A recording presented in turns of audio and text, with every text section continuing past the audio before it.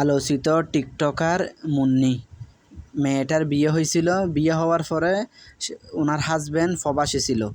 এখন মেয়েটা পরকীয়া জড়াই গেছিল। পরকীয়াতে জড়ার কারণে মেয়েটা এখন ওনার প্রবাসী জামাই জেনে গেছে। প্রবাসী জামাই জানার পরে মেয়েটাকে ডিভোর্স দিয়ে দিছে।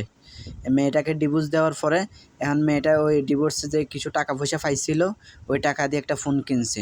ফোন কেনার পরে এখন সে টিকটক করে। টিকটক করতে করতে ছেলেগুলোর সাথে জড়াই গেছে ফেমে। ঠিক আছে, এই জন্য যারা টিকটকে ফেম করেন তাদের জন্য এই ভিডিওটা শিক্ষণীয়। ঠিক আছে, তো মেয়েটা এখন টিকটকে এই ছেলেদের সাথে জড়াইছে। এখন ওনাদের সাথে অনৈতিক সম্পর্ক করবে টাকা দিয়ে, 20,000 টাকা দিয়ে। এখন ওখানে টাকা পয়সা নিয়ে কী হয়েছে আল্লাহ জানে, পরে মেয়েটাকে মেরেই ফেলছে।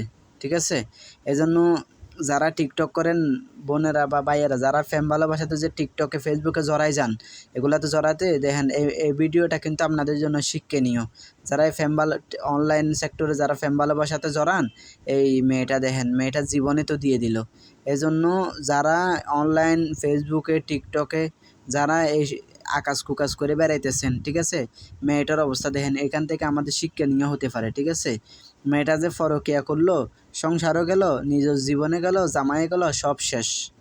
ঠিক আছে, এই জন্য ফেম ভালোবাসাতে জড়ায়েন না। ঠিক আছে, অনলাইন সেক্টরে ফেম ভালোবাসাতে জড়ায়েন না, তাহলে জীবনও শেষ, লাইফও শেষ হবে। ঠিক আছে, দুনিয়াও শেষ হবে, আখিরাতও শেষ হবে। মেয়েটাকে যে ছেলেগুলা মেরে ফেললো, লোভে পড়ে যে মেয়েটা 20,000 টাকা দিয়ে যে যাওয়ার জন্য রাজি হয়েছে, অনৈতিক সম্পর্ক করবে। কিন্তু কি হলো দিন শেষে ভাই?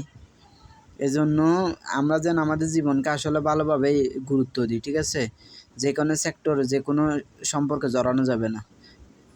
বিয়ে করতে মন চাইতেছে, আপনারা বিয়ে করেন, সুন্দরভাবে সংসার করেন। এইভাবে জড়াইন না, এইভাবে জড়ালে কিন্তু লাইফ শেষ হয়ে যাবে।